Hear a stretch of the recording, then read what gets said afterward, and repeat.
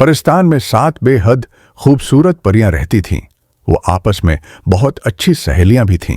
खेल कूद कर ये जगह शाम को जादुई वो है। घर हम वापस यहाँ आते आकर और कभी बोर मिलजुल नहीं कर अपना होते। काम करते। अन सातों ने मिलकर इकट्ठे रहने के लिए अपना निहायत हमेशा खूबसूरत याद घर भी बनाया रखो, था। हम सब बहनों की तरह हैं। पूरे परिस्तान में उनकी दोस्ती मशहूर थी। हमारी दोस्ती एक दिन सबके लिए सुबह मिसाल सवेरे बनेगी। बाग की सैर करने के बाद जब शाम को उठें तो क्या देखती हैं कि उनकी एक सहेली तेज बुखार में तड़प रही है। ये अचानक क्या हुआ? वो ठीक क्यों नहीं हो रही? फौरन हकीम को बुलाओ, हमें जल्दी करनी होगी। न में से एक हकीम को बुला लाई।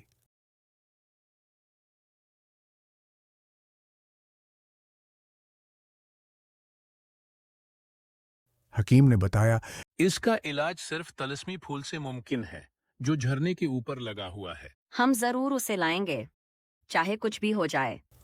अगली सुबह फैसला किया गया कि एक परी बीमार परी के पास बैठेगी और बाकी सब मिलकर फूल लेने झरने पर ये जाएंगे। रास्ता वाकई खतरनाक है, लेकिन हमें रुकना नहीं चाहिए।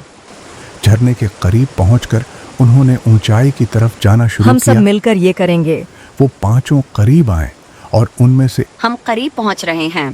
पांचों अपनी ताकत मिलाकर यही वो उड़े फूल है। और बिलाखिर झरने तक पहुंच गए। उन्हें कुछ फासले पर ही एक सफेद फूल नजर आया और वो समझ गए कि इसी का अर्क पलाने से बीमार परी सेहत याब। हवा तेज है, ध्यान रखना। हमें कुछ करना होगा, जल्दी करो। एक दूसरे का हाथ पकड़ो, हम उसे निकाल लेंगे। तुमने अपनी उड़ने की ताकत खो दी, लेकिन तुमने हमारी बहन को बचा लिया।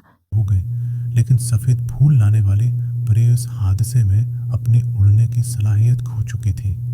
बच्चों, हमेशा याद रखो कि दोस्ती और सच्चे रिश्ते निभाने के लिए दी जाने वाली कुर्बानियां उन्हें मजीद मजबूत और खालिस बना देती हैं। ये कुर्बानी हमारी दोस्ती को हमेशा के लिए मजबूत करेगी।